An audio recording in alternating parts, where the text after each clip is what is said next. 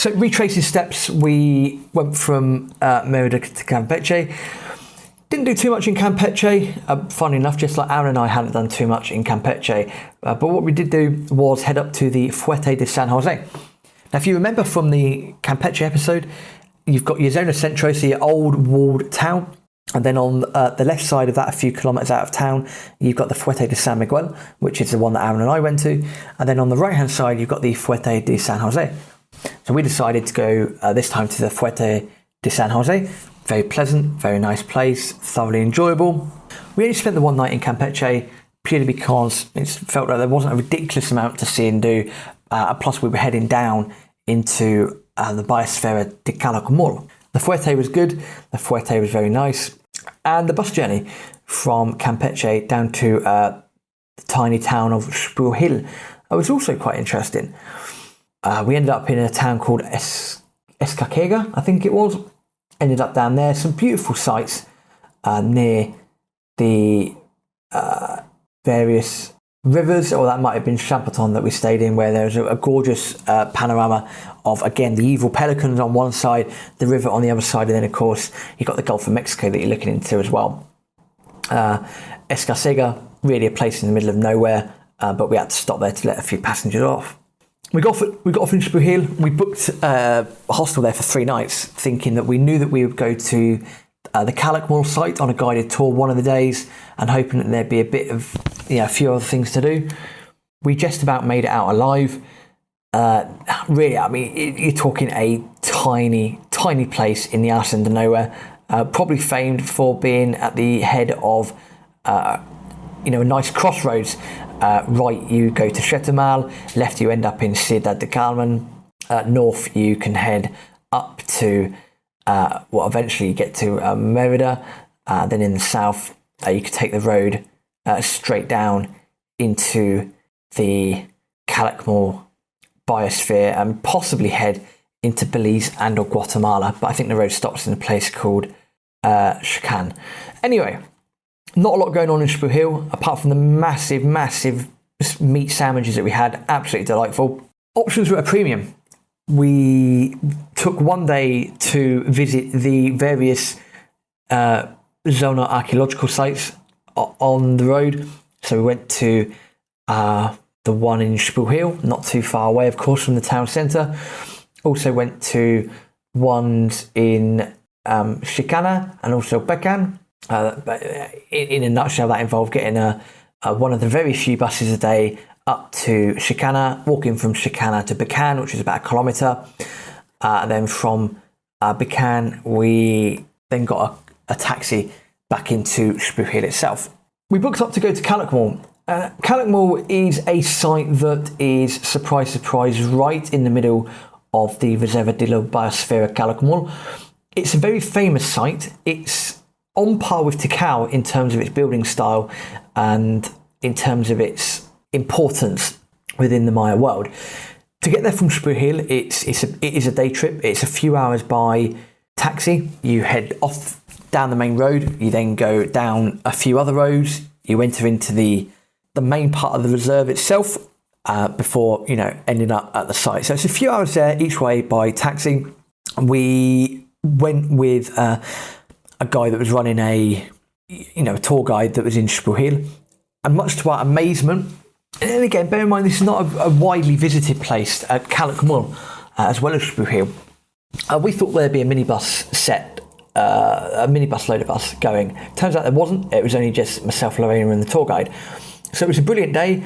I sat back and listened for most of it. I understood most of the conversations that people were having, but again, getting involved in the language, it's important to sit back, listen, understand, and try and converse as much as I could. Also realised about 35 minutes into the day that my Spanish was a little bit rusty. But the Calakmul site itself is fascinating. As always, recommend to do some Googling.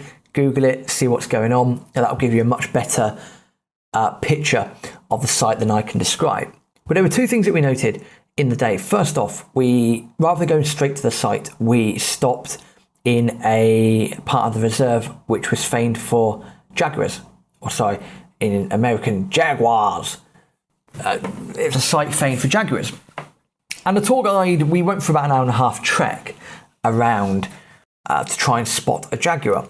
Lo and behold, we didn't spot a jaguar, and thankfully a jaguar didn't spot us. But we did see a whole variety of animals that we weren't expecting to see. I think there was some, I want to say owls, some really random birds. The tour guide was loving it. We were really enjoying it as well, apart from the mosquitoes. And bizarrely, the guide showed us a video of a jaguar that had eaten a dog. And, you know, nature is nature. And I'm sure if you listen to this and you're a dog lover, you're thinking, how the hell can someone do this? Let me explain to you what had happened. And this was on the video that was about a minute long. He said that he'd been on a tour recently and had noted when he was driving past, he'd noted that a couple of dog owners, who I guess must have been responsible people, but hear me out. A couple of dog owners had turned up on site and they were exploring the site, but rather than go around walking around with their dog, they decided to tie the dog to the tree. You know, on the lead, nothing personal, decided to tie the dog onto the tree. Lo and behold, whether they had known that there were jaguars there or not, we don't know.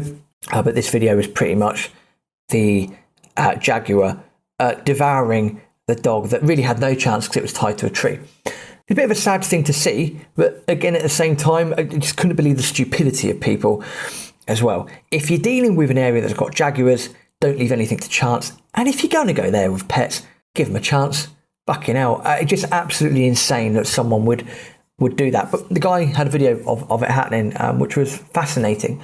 Nature at its finest as such. Again, the site of Callum was brilliant. There's a couple of really, really tall buildings there. They debate whether they're as tall as the Temple 4 in Tikal. They believe it's not, but also with a really strong pair of binoculars, you can also see El Mirador. You can see that far. You can see the very top of El Mirador, which is in the northern remote parts of Guatemala. Yes, Calakmul is actually very close to the Mexico-Guatemala border. So we spent a good day there, up, down, up, down, up, down. And also the good part of being British, you can almost tell when it's going to rain and absolutely hammer down. That pretty much happened near the end. The clouds were coming over, it was getting darker. You could tell that it was going to absolutely hammer down. And we were on top of a temple at the time. So we quickly bombed it down, got in the car and drove off. Luckily, we were at the end of the tour anyway. And within about 5 minutes of doing that, the heavens opened. And it made for an entertaining trip on the way home, especially as, for some reason, the tour guide played a lot of REM, which is always good fun. Do love a bit of REM. That was Calakmul, that was Spuhil. From Spuhil, we weren't really sure how to get to Bacalar. We knew we had to get into Chetumal and come back out, but the bus times were incredibly sporadic. I mean, you're talking a few buses a day at tops. So that was a bit worrying. That was the only concern I had before even booking to stay there. But we sorted it out. We got a minibus in the morning, took a few hours to get to Chetumal, took an hour in Chetumal and headed up to Bacalar. Bacalar is a wonderful, wonderful place. It is on the Bacalar Lagoon. It's very gringo-y. There's a lot of funky bars on the lake itself. You could easily spend a few days there. We took a couple of nights there. We took a boat trip, as is the thing to do. You took a boat trip out on the lake, do some swimming, loads of clear water. It was another beer boat, so everyone turned up with loads of beer in the morning, got absolutely trashed. Done a bit of swimming in the lagoon as well, which was freaking awesome. And there's also the Canal de los Piratas. So where Bacalar is, although it's on a lake, you could, back in the day, gain access. I believe you could gain access to it from the sea. So the Spanish built a fort overlooking the little channel from the lagoon into other extremities of Mexico, and then off out into the sea. Very well protected fort. Didn't go into the fort. Again, in my head, not happy with the fact I'd have to pay loads of dollars to get in there in comparison to Lorena, who would pay nothing to get in there, so wasn't happy with that at all. But Bacalar is a very pleasant place. It's on the main road between Chetumal and Tulum, the Route 307. It's a very nice place to relax, without a shadow of doubt. Loads of good places to eat, drink, sleep. So if you're ever in that area, do go there. The waters of the lagoon itself are phenomenal. A multitude of different coloured waters. But also on the boat trip, we saw a couple of underwater cenotes, which was brilliant because on the boat you'd be on top of clear water, and then all of a sudden you'd see the cenote under the water, and it literally went almost pitch black in terms of the water colour. If you've ever seen the Big Blue Hole, which is just off of Belize, you'll understand what I'm talking about. So that was great to see. Just going from this clear water into pretty much pitch black water or extremely dark blue into the absolute abyss. A phenomenal thing to do. Always helps when it's about 30 degrees as well. For Bacala, it was a case of getting some colectivos. We stopped very briefly in Felipe Carrillo Puerto before heading over to Tulum. Now, I mentioned that years ago I wasn't able to make it to Tulum because of knocking myself out on the Bellboys metal, much to everyone's delight. We took 4 nights in Tulum. We didn't really know what to expect, in all fairness. It's quite a popular place. You're getting into the side now of the Riviera Maya, the eastern side of Quintana Roo. So again, you're talking Tulum, Playa del Carmen, Puerto Morelos, Cancun. You're getting into proper gringo land. You're getting into, the USA's playground here. Similar vibe to Costa Rica, I imagine, where there's, with all due respect, too many Americans, basically. And I'm sure before you listen to this, so we know you've got a lot of listeners in the United States. I'm not bashing you. I'm just saying how it is. I'm sure if you went to Spain, southern Spain, Costa del Sol, Benidorm, they probably hate the English being there because that's pretty much where people go for our holidays. So yeah, I'm trying to give a balanced view there, trying to put things into perspective. Some people love that when they go away. For Lorena herself, she doesn't like that at all. I'm not a big fan of it either. I think the more you could be around local people and find somewhere idyllic, the better. But we stayed 4 nights in Tulum. The place itself, I mean, yeah, pretty much it's based on the main road. You've got 2 aspects to Tulum. You've got the Tulum Central, which is basically all a bunch of shops, hostels, hotels, etc., which is based around the main road that runs through. You've then also got your beaches, the archaeological site, and your more sort of all-inclusive hotels up and down the seafront itself. But Tulum Central is a few kilometres away from the beach. The hostel we stayed at was great. We also found an awesome taco shack we went back to pretty much every day. We also had a brilliant Mexican grill, and some of the meats that we had were divine, without a shadow of a doubt. One of the mornings we headed over to the archaeological site in Tulum, again famed for being the one on the beach, so incredibly idyllic. You can go swimming on the beach if you really wanted to. In all fairness, there was a lot of people there, a lot of tourists, just a lot of crap going on. The buildings themselves were quite funky because there was a triple height building there, which was incredibly rare for Maya buildings. Some of the stonework again was brilliant, but just too many tourists, and I'm pretty sure people were just there pretty much just to go to the beach, not really appreciating or respecting the site as much as I thought maybe people could. Again, it's I think it's one of those things when you go to a place like Tulum or you go to that part of Mexico, you turn up, you have your all-inclusive, you have a nice family holiday, you go to an archaeological site just to say, yeah, I've been here, I've been there. I mean, in fairness, and I know that Aaron wasn't there, but he'd probably agree, it wasn't one of the best sites at all, but we can see why people went there. And we can see why this particular one is attractive, because again, you're right opposite the sea. And the Maya are not famed for being very good seafaring people, although they had a very good sea trade network because of all the various little small towns and ports that you find along that area. So work that one out. Tulum was also surrounded by ancient walls, which is also quite unique in Maya civilization as well. Most of these walls still intact. So apart from eating loads of tacos and loads of food, from Tulum, our time in Mexico, or our time together in Mexico, I should say, was coming to an end. We knew we had to end up in Cancun for flying out, but before that we decided to have a little bit of luxury. So we went to a tiny place called Puerto Morelos. Puerto Morelos, just off the main road. We stayed in a wonderful deluxe suite there in Puerto Morelos, the Rancho Exol, I believe it was called. Absolutely delightful. Wasn't many people there. Must have been about 8 or 9 people at a time. Had your own beach, all that sort of stuff. But the fun thing that did happen was that the road between, so we weren't in the main part of Puerto Morelos. You got a tuk-tuk or whatever it was down into the main part of Puerto Morelos, and then you'd have to get a special taxi if you wanted to get a taxi to the ranch itself. Reason for that, the road was a private road, so not open to public access. But the road also, and the road up to the main town, loads of alligator or crocodile warning signs, crocodiles.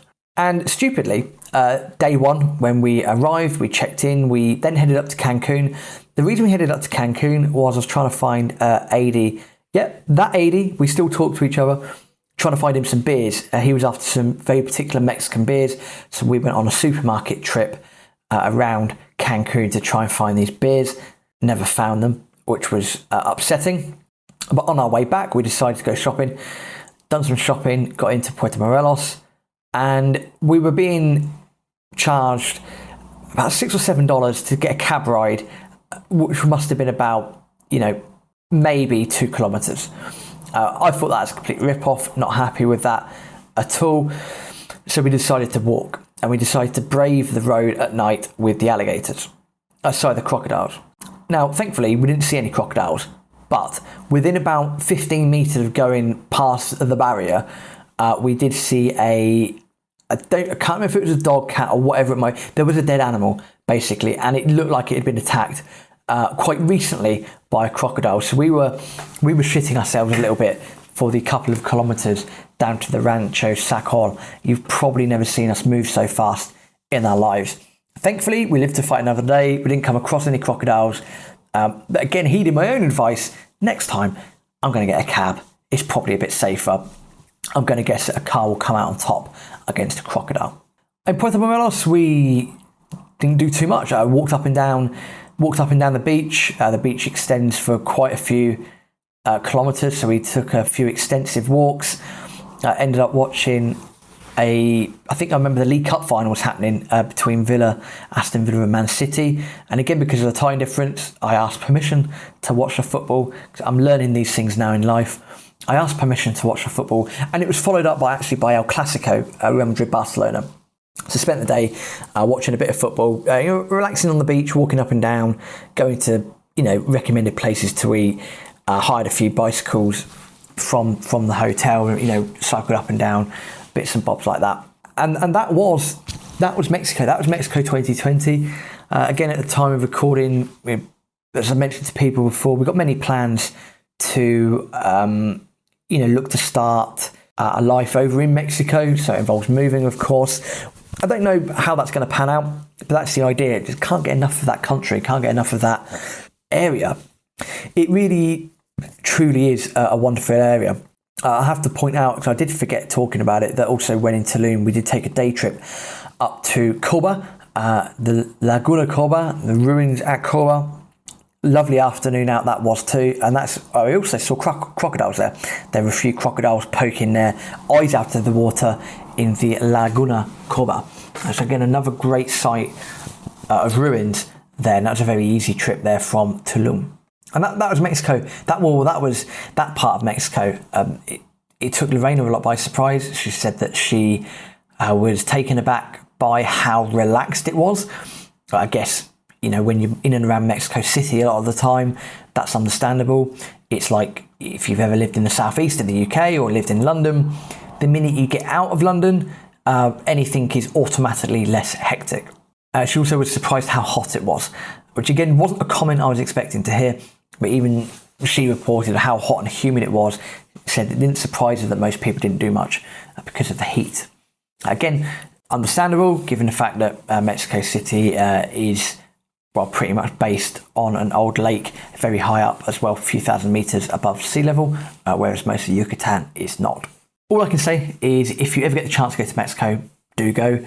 If you don't really want to go and see loads of sights and that sort of stuff, look, hey, just do what most other people do and fly to Cancun and have a laugh there. You can stay in Playa del Carmen as well as Tulum. But if you like getting out and about and you like doing loads of random things and visiting smaller places and getting involved, I would say a route that is similar to the one we've just done there, taken in by the lead, Merida, Campeche, even heading down to Palenque if you want, Chetumal, Bacalar, you can even possibly head into Belize to Tulum. You could do a big massive circle in that area, and you get a chance to do it, you won't regret it. It is absolutely brilliant. I look forward to getting involved into other parts of Mexico in due course. Heading to Mexico City, San Juan Teotihuacan, a really famous temple complex just to the northeast of Mexico City as well. And that is that. Now is a time to not reflect on things that have gone by, but a time to look forward to. And that involves heading out to the Middle East. Aaron and I are heading out to the World Cup in Qatar. We're not spending all our time in Qatar, but we are going to head round the Middle East. So the content you hear from now on isn't necessarily going to be us reflecting on years gone by. This is going to be quite fresh and up-to-date content. We might start doing a few more videos as well. If so, check out the YouTube channel, have a look out for that. Of course, keep up to date with us on Instagram, etc., with various photos that we share with you as well. Thank you for listening to all the travel stuff for the last year, for the experiences that we've had. I'm sure there are many more, and we might dip into them as and when. But now the focus is on 2022. The focus is on the World Cup in Qatar. The focus is on giving you more up-to-date travel things that we're getting up to. And I'm sure our adventures will get crazier and more bizarre over time. And we find that that's a good way to travel. Do things that other people don't do. Get off the beaten track and see random things. So yeah, from next week, the content is going to be way more up to date. Thank you for that, and join us as we will head around the Middle East. I'm not sure what the Arabic for see you later is, so I'm going to stick with Spanish for now. Hasta luego.